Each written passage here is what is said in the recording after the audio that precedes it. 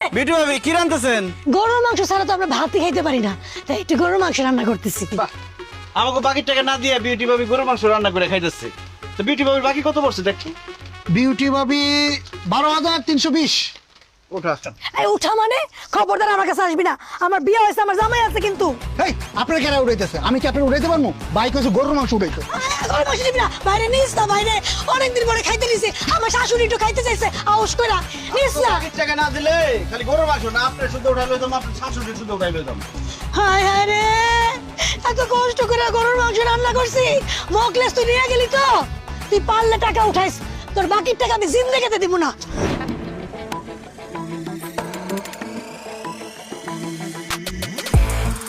কিরে মুকলেস, জিনিসপত্র সবকিছু নিয়ে কি এলাকা ছেড়ে চলে যেতেছিস নাকি? বাকির টাকা উঠাইতেছি, যে যে বাকির টাকা না দিতেছে তার ঘরের থেকে সব জিনিসপত্র লই যাচ্ছি। ঠিক আছে উঠা উঠা।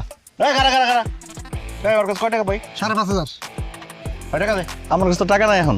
এই আর মোবাইল উঠা। হ্যাঁ বেটা কি কস? এই ধর ধর ধর। এই!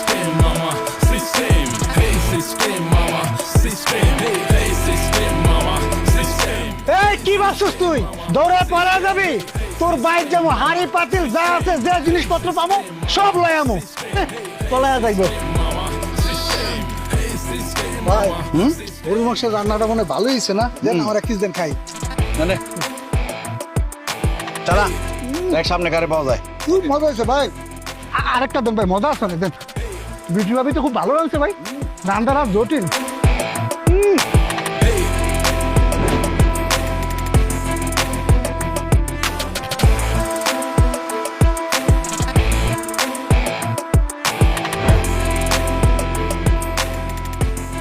হানিফ, তাহলে কত টাকা কালেকশন হইলো?